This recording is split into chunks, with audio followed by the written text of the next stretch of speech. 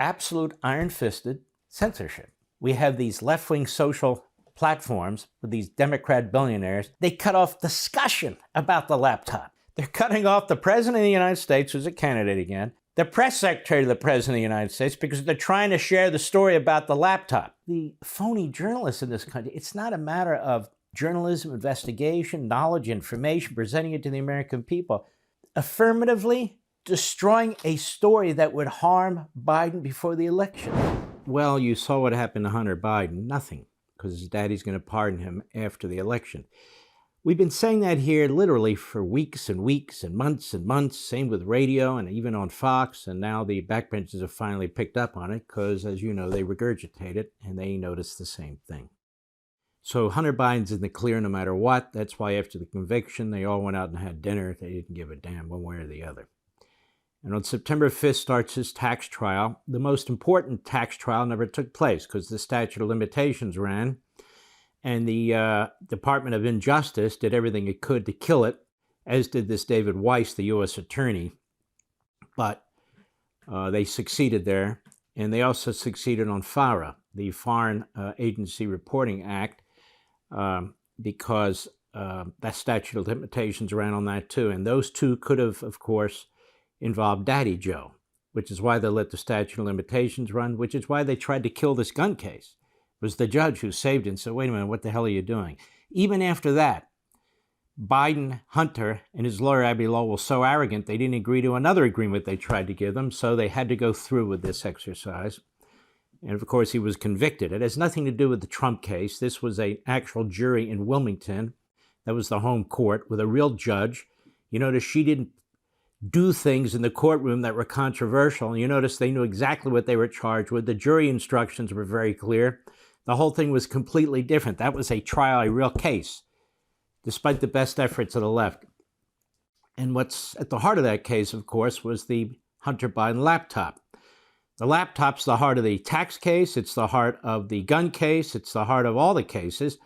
It's the heart of exposing Joe Biden's lies, his corruption, his ties to the shakedown practices of his son. His son is a fall guy for the dad. That's why he will pardon him right after the election. I'm telling you the truth. And in September, it may, in fact, drag in Joe to some extent, but I'm betting they're going to try and figure out a deal there as well, knowing full well that it'll all be changed after the election, even if Biden loses. The laptop. We've talked about the 51 former spooks, spies, who signed that lying of a letter to try and put disinformation out, and they succeeded weeks before the election. That letter was organized, if not drafted, by Antony Blinken, the Secretary of State. He's denied it. The problem is the former deputy director of the CIA has testified under oath to Congress that, in fact, he was behind it.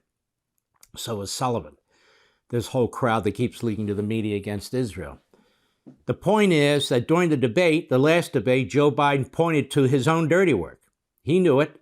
That letter, when Donald Trump brought up the laptop, and he pointed to that letter, and that got him through it.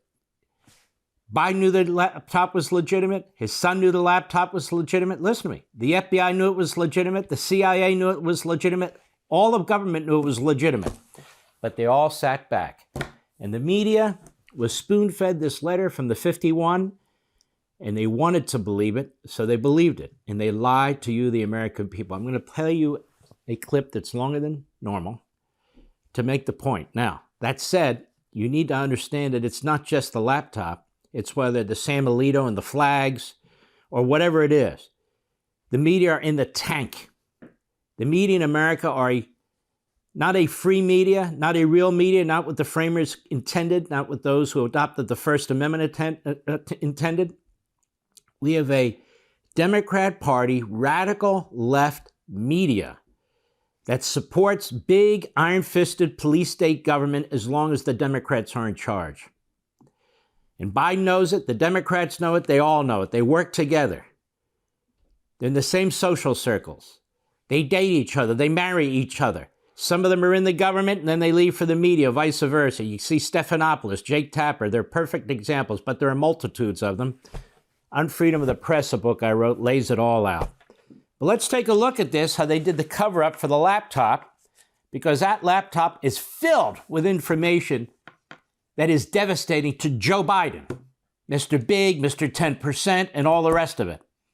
And I can assure you that if this was a laptop that was owned by one of the Trump kids, or it was a Ron DeSantis laptop, or any Republican laptop, this would be treated completely differently. Be treated like the phony flag story against Alito. It would require an impeachment hearing. It would go on and on and on. And the FBI and the CIA and the others wouldn't be covering up for it either. They'd be leaking along with everybody else. Let's take a listen. Go. The Trump campaign is accusing Twitter and Facebook of censorship after the social media companies blocked the spread of an unverified story about former Vice President Joe Biden's son and a laptop allegedly full of his old emails. Let's stop. Well, why was it unverified? All you had to do was take a name off of one of the emails that are in there and call them. Did you send that email? In other words, absolutely no investigative journalism took place except at the New York Post and Fox, maybe a few others. That's it. They didn't want to dig. They didn't want to look. There's so much information in that laptop and so much information that was released. They had to trash Giuliani. They had to put out the false story. They had to use the 51 spook letter. All those things they did to try and take it out of the news before the election. This was the October surprise, the cover-up. Go. It's a story raising concerns about whether it's real or just designed to sow confusion in the final weeks of the election. Is this not unbelievable? Is this not unbelievable? No curiosity, no journalism, nothing. They're spewing the talking points that were given to them by Blinken and the Biden administration, and they all say the same thing. And I want you to remember, social media banned the laptop story for a period of time. And there have been stories that have come out since, surveys that have come out since, that it may have changed a number of minds during the course of the election. They only needed to change a relative few in 5 states. This is election interference. And if this case were in Manhattan and Biden were Trump, he would have been indicted for this. And so would the 51 people who signed that letter. Go.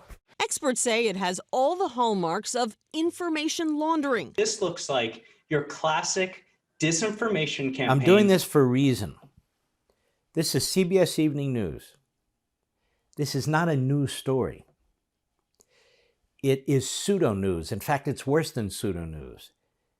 This is effectively an in-kind contribution to the Biden campaign, where they're not only not interested in the laptop, they're using it to attack Trump and claim that he has ties to Russia because Russia wants him to win. Unbelievable. Go. Eric O'Neill is a former FBI operative. You know how many former FBI operatives there are? Probably 40, 50,000. So they plucked this slime ball out of the mix because they know what he's going to say. Go ahead. Who do you think is behind this? Well, the Russians would be my number one. Okay, let's hold on. So this guy knows nothing. He has no first-hand information. He has no information. And there's the reporter. Who do you think's behind it? Well, who cares what he thinks? Why don't you do some digging? Like get into the laptop, contact some of the people who send emails, find out what's going on. Instead, they bring this stooge on, and they interview him like he's some kind of a material witness to something. He's a nothing. He's a nobody.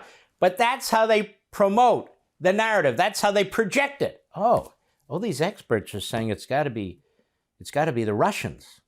No, it was Hunter. Go. Social media outlets were quick to limit the spread of the story.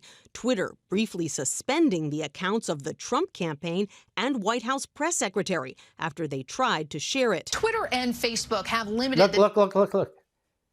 Absolute iron-fisted censorship. Twitter, prior owner, everybody pulls back. They actually use it as part of the story. Look how responsible Twitter is. And social media, they said no. So we have this stooge who doesn't matter. We have these left-wing social platforms with these Democrat billionaires. They cut off the Trump campaign. In other words, they cut off discussion about the laptop. And you'll recall they wouldn't even allow the posting of the New York Post story that broke the story. Go. And last night, Twitter appeared to suspend the Twitter account of White House Press Secretary Kayleigh McEnany when she tried to share that story. Can you imagine that?